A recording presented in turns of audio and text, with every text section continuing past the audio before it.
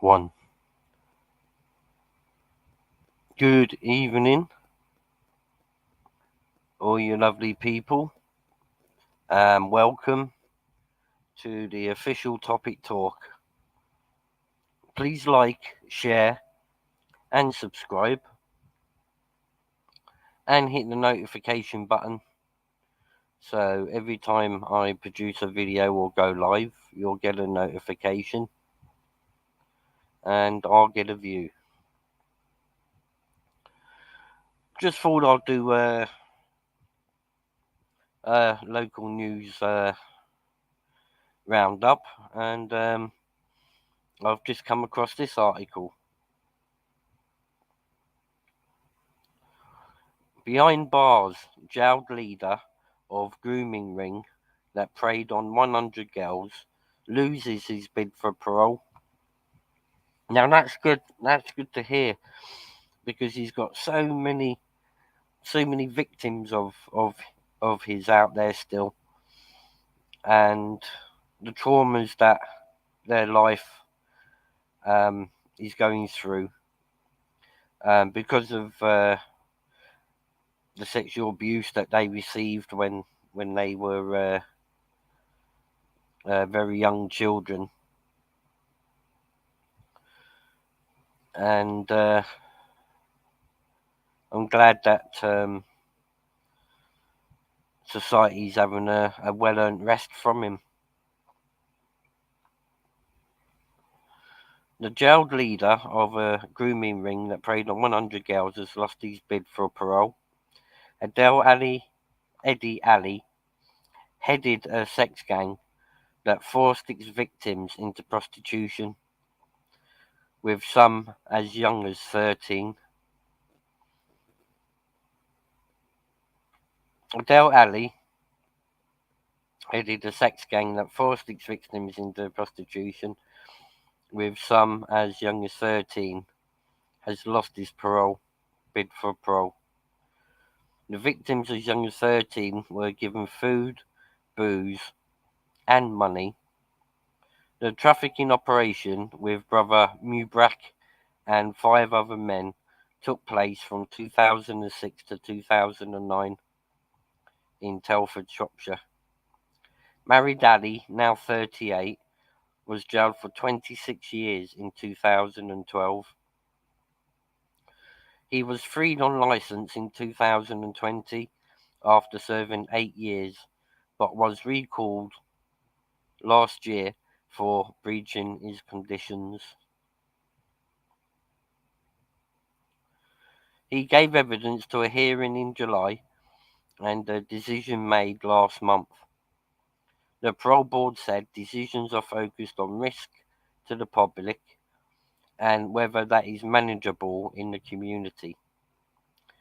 A panel will carefully examine a huge range of evidence, including details of the original crime and any evidence of behavioural change, as well as explore the harm done and impact the crime has had on his victims. Ali will now serve at least another 2 years before being able to apply for parole again. That's great. That's great news. To hear that he won't ever get parole. Hopefully, not within the next 2 years, and hopefully a lot longer after. In fact, we're all hoping that he's going to serve the full 26 years. Now, there's something else I want to bring to your attention that's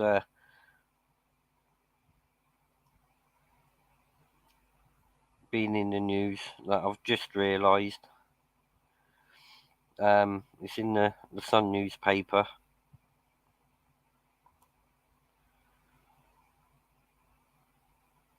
As you can see on the screen there.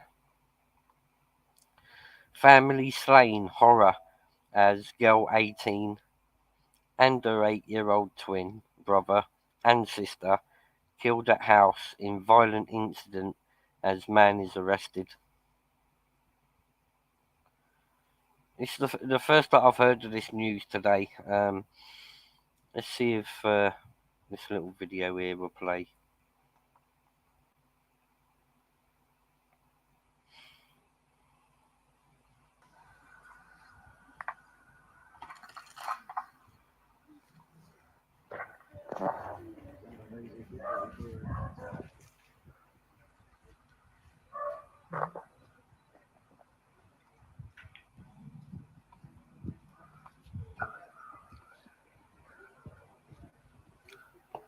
Now this is some very, very sad news.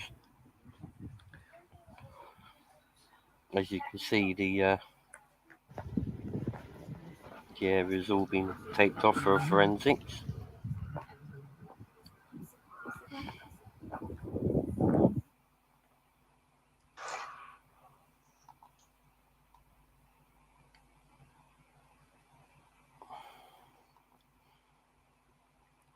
That's sad news. A teenage girl and 8-year-old twin siblings were killed in a violent incident at a house in Dublin last night. Bloody hell, in Dublin, Ireland. The 18-year-old and the two youngsters, a boy and a girl, died following a traumatic event in Tallaght at around 12:30 a.m. Now, I'm not sure if I can get these photos on the screen for you, but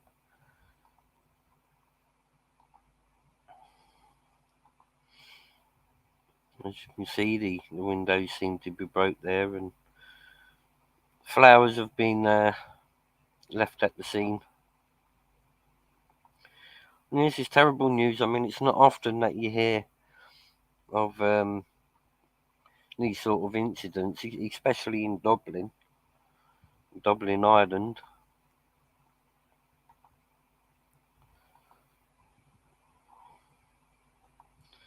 You see forensics. Police outside the house where the siblings were killed.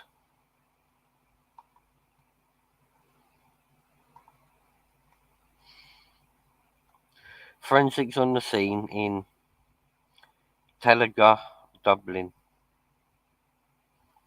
A smashed window where an 18-year-old girl and two 8-year-old twins were killed. Flowers are placed there near the scene. Officers were called to the property in the Rosefield estate to reports of violence. The twins and teenager were taken by ambulance to Children's Heath Island in Crumlin, where all three were later pronounced dead. A 14-year-old boy was also rushed to Tallaght Hospital with serious injuries, which are not thought to be life-threatening. The children's mum, who was not hurt at the scene, is receiving medical treatment at Chi. Cops today confirmed they have arrested a man in his early 20s. He remains in custody. Guardia said everyone involved is believed to be known to each other, and officers are not looking for anyone else in connection with the violent, challenging, and traumatic incident. The scene in Rosefield Estate remains sealed off, and a forensics examination is taking place. Photos show several smashed windows with bloodstains on the frames, and a parked black car outside the home, thought to be a key feature of the investigation. Officers have removed several items from the area, including a shoe, a small bag, and a black coat. Flowers have also been left at the scene. One tribute said, "Fly high, little angels, our hearts are broken for you all." The coroner's office and the office of the state pathologist have been informed. Post-mortem examinations will also take place. Locals have described being woken up by sirens blaring through the neighbourhood in the early hours of the morning. One woman said, "I was awake all night listening to the sirens and chopper. God love them all." Another nearby resident wrote on Facebook, "Terribly sad. I could hear helicopters and police sirens last night." The Minister for Justice, Helen McEntee, this morning said, "The killing of 3 young family members is a tragedy so awful and heartbreaking it is difficult to comprehend. My thoughts are with the family and the local community as they deal with this unimaginable crime. Guardia and other services are supporting them at this difficult time." Guardia were alerted to a violent incident at around 12:30 a.m.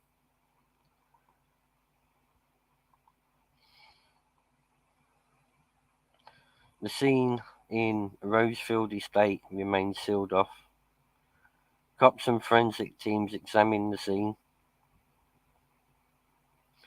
Cops today confirm they have arrested a man in his early 20s.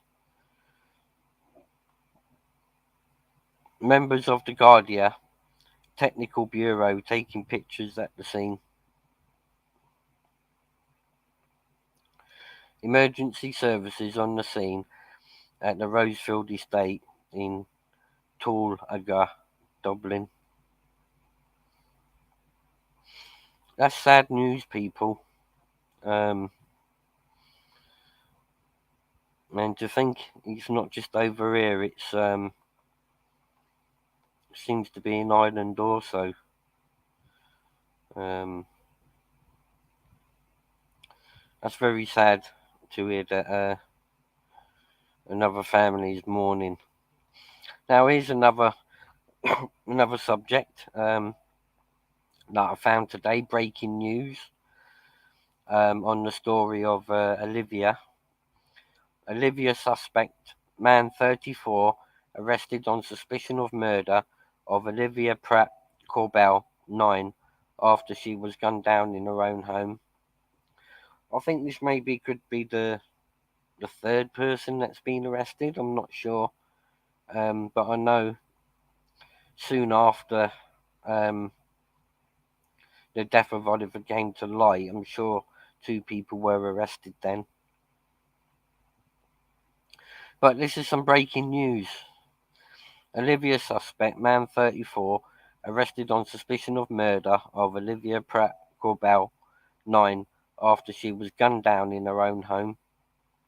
A man has been arrested on suspicion of murder in connection with the fatal shooting of 9-year-old Olivia Pratt-Korbel. The youngster was gunned down by a balaclava-clad man in her own home in Knotty Ash, Liverpool, on August 22nd.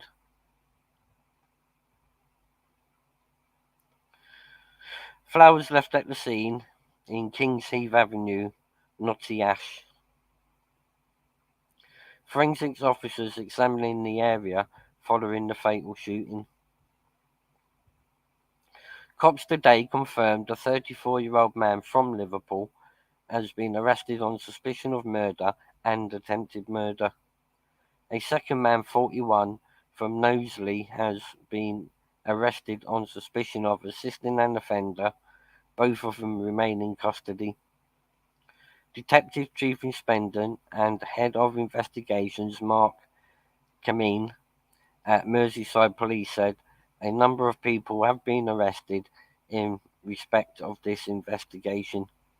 However, we still need the public's help in ensuring that we can build a strong evidential picture so that justice is served for Olivia and her family.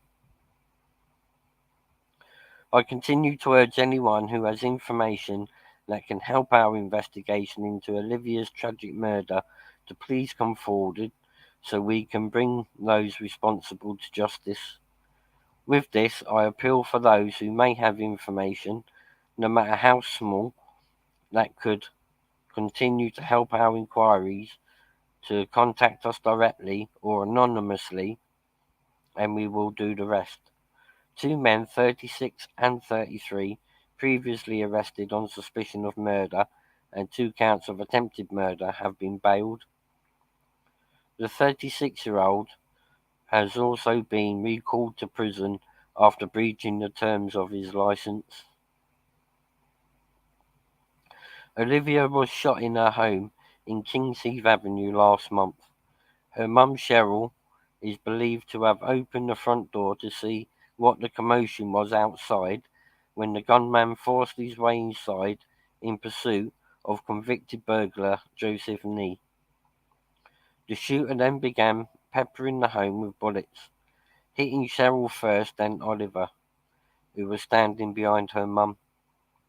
Tragically, Oliver was declared dead shortly after, while her mother was treated for a gunshot wound to the wrist. Intended target Nee received medical attention from multiple wounds to his upper body. The cold-blooded killer was caught on CCTV running away from the property moments after the horror. Head of Investigations Mark Cameen said it is believed he was carrying 2 guns. It was previously thought that just one firearm had been used, with cops still searching for the weapons. The gunman was wearing black hooded jacket, black balaclava with black gloves and black trainers with distinctive white soles, police said. Anyone with information is urged to contact Merseyside Police or call Crime Stoppers anonymously on 0800 555 111.